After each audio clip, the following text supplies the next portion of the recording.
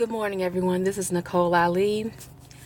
I wanted to have a discussion comparing Dr. Sebi and his alkaline diet with this new age ketogenic diet. Now, I give the utmost respect to Dr. Sebi. Rest in power to him. He brought us a lot of good information.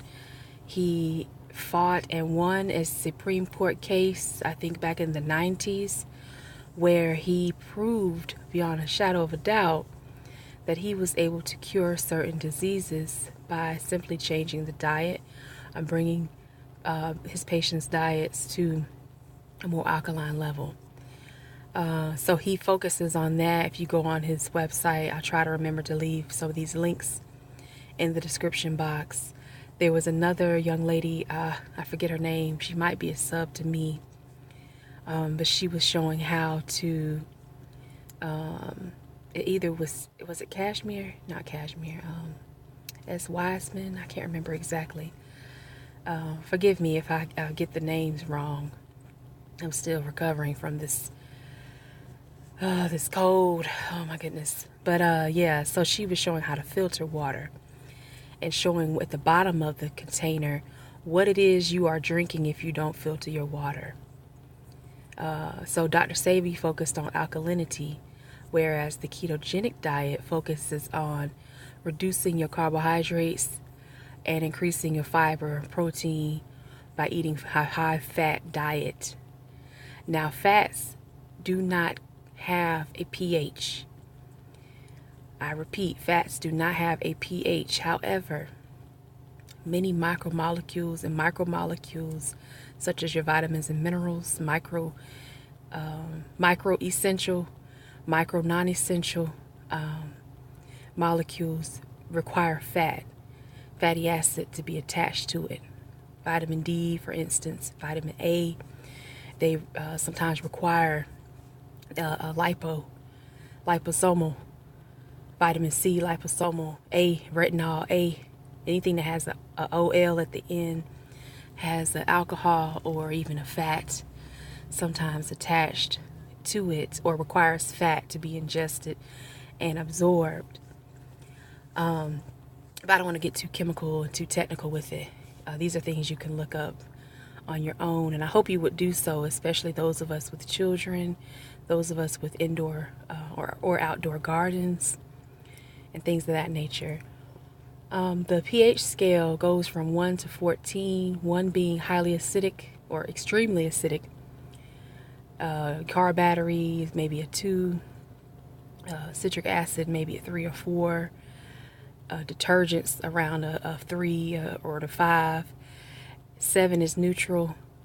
7 is not tap water, but 7 is neutral. Your blood is around 7 to 7.2 pH, something like that. Any slight change in your pH of your blood, you can get sick, you can die, right? So it's a very small changes can affect your health on the long run. It goes all the way up to 14, 14 being the highest, extremely alkaline, which is also dangerous. In between that, you might have bleach or ammonia around 10 or 12. But most drinking water that is considered okay as far as alkalinity was around 8 to 9.8. So you want to stay in that range. That's a good range to be in. I think they have a brand called, I just bought it. Alkaline 8.8 is 8.8 pH. Essentia is, I think, 9.4 pH. It's a brand of water that you can buy. You can get it in bulk on Amazon, eBay. You can even buy it in your local stores as well in the cases. So anyway, let me get to this video. This is Ital is Vital, and she is talking about Dr. Sebi's nutritional guide and the ketogenic diet, and she's giving commentary on the differences between the diets.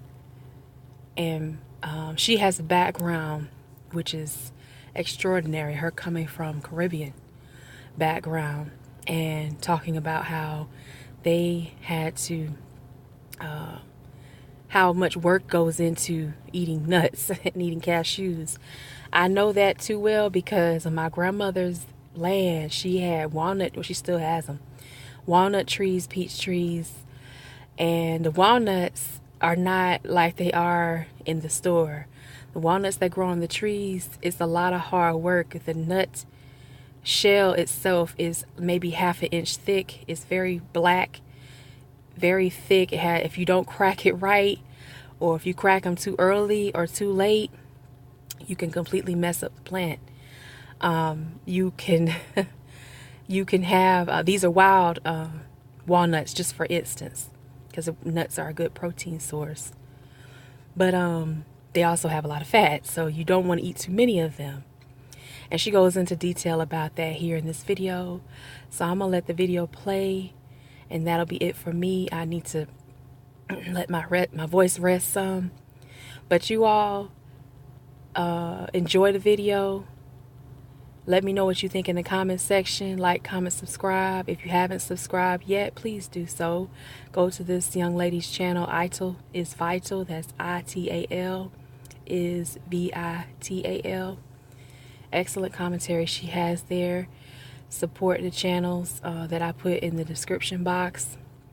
And I'll holler at y'all later. Peace. Thank you for stopping by to share with Julie today. I hope you're having a fantabulous day today. So, the Dr. Sebi diet, can you adapt the Dr. Sebi diet to a ketogenic way of life? Yes, you can, because the ketogenic diet is about the macros at the end of the day. It's how much fat you consume in relation to protein, in relation to carbohydrates. And for that diet, there's a belief that you should have high fat. So the diet should include at least 80% fats and about 5% carbohydrates and around about 15% protein. So it could be adapted, but why do that? Why do that? You don't need to adapt the Dr. Sebi nutritional guide, even though you have the ingredients, you have the food items on the list that you could use to adapt to a ketogenic lifestyle. You don't need to do that. That's not what Dr. Sebi intended, because Dr. Sebi is all about alkalinity. Dr. Sebi is all about raising the level of alkalinity through the food we eat, through the herbs. And a ketogenic lifestyle does not do that. It does not do that. And I know that it's becoming really, a big movement now. And I think part of the reason is that it's the weight loss thing, because people have had really good success in terms of weight loss with the ketogenic diet. But another thing I think is also a major reason is that people do not want to give up meat. At the bottom line is that's what I have deduced. I think for many people who have switched to the ketogenic diet is that they don't want to give up meat. They want to continue to have the meat and be healthy, and they feel this is one way to do it. And other people who are not on the ketogenic lifestyle have bought into it because it is sold, is being sold as a superior way to eat. But I beg to differ when it comes to the ketogenic diet. Our closest relative, the primates, they don't eat like that. Is it natural?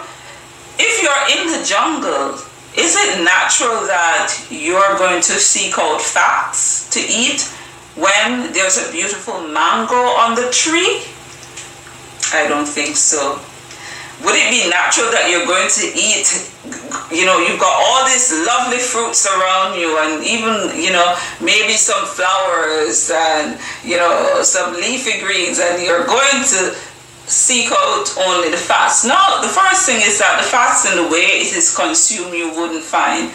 And even the nuts, even the nuts, as a source of fat. Let me tell you, I grew up in a yard where we had an almond tree, and getting one almond nut was work. Because as kids, I remember we used to, when we eat the flesh off the almond, when we eat at the flesh off the almond, we would usually put the almonds out in the sun to dry. We would put them on rock stones or stones and put them out there to dry. And they would take a while to dry. And then we would get stones and then we would break and sit and eat. And that was a lot of work. We did not eat a handful of nuts. Because for each one we had to break and take out the nuts and eat it. So even in the natural sense, we would not have that much nuts and seeds. Would you choose seeds to eat over mango? You wouldn't. Well, some people might not love mango, but the fruit kingdom, there are so many fruits. There are so many fruits, But at the end of it, what I am saying is that even though there is this talk that fat is a better source of fuel than, the sugars and all of that, don't buy into everything that people say and look at it. Everything that you do, look at it from the perspective of nature and what is provided for us. Look what the other primates, how they eat. I'm not saying ketosis in and of itself is not bad, because the body normally goes in a state of ketosis. If you are fasted for longer periods, you would have experienced when the body goes into ketosis, you would have experienced that. And the body normally goes into ketosis when we have stopped eating. We have stopped taking in the carbohydrates, and the body now switched to burning fats for fuel. But notice, the body doesn't normally do that. It does so as a survival mechanism. That's when the body does this, as a survival mechanism. It doesn't just up and say, okay, we are going to, burn, fat for fuel. And I am not saying that there are not benefits to a ketogenic diet, but I don't think it should be something that is implemented long term. I think if you want to try something like that, maybe along the line of the fasting mimicking diet that was developed by Dr. Walter Longo, maybe looking at something like that instead. But I think and also the weight loss, that's also, I think I mentioned that people use the ketogenic diet for, and there's this, and the epilepsy, it has been used successfully for epilepsy and for children with epilepsy. But why manage epilepsy when your plant-based diet and herbs can cure epilepsy? Don't manage it. The herbs along with your plant-based diet can cure epilepsy. So a lot of the things that people are trying to manage with the ketogenic diet can be cured with a plant-based diet, and adding your herbs to that. So I don't think it's necessary to adopt even though you can, I don't think it's necessary to adopt the Dr. Sebi's new.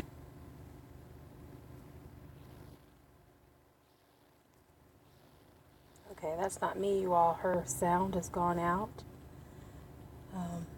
Let's see what's going on here. Let's see, I'm going to keep trying to play it. I haven't done anything with the sound. Hold on. But it's at the end. Another thing I want to mention is the cost of meat. And I know I've probably said this, I've said it to my friends, I know. The cost of meat and meat-based products is much higher than a plant-based diet as well. Plus, you can grow plants on your own. Out here, I have never seen anyone with a cow tree or, I don't know, chicken seeds, seeds that grow chickens. So it's much cheaper. I have seen reports and studies that discuss how a ketogenic diet has shrunken breast cancer cells. They have actually gotten smaller and that makes sense because cancer is highly, it is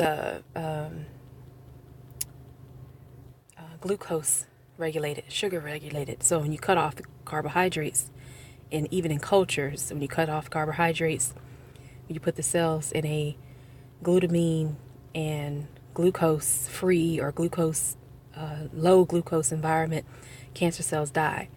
If you put a patient on a glucose free or low glucose diet, low carbohydrate diet, glucose being the smallest carbohydrate that we know of, yeah, the cancer cells will die. They are highly energetic.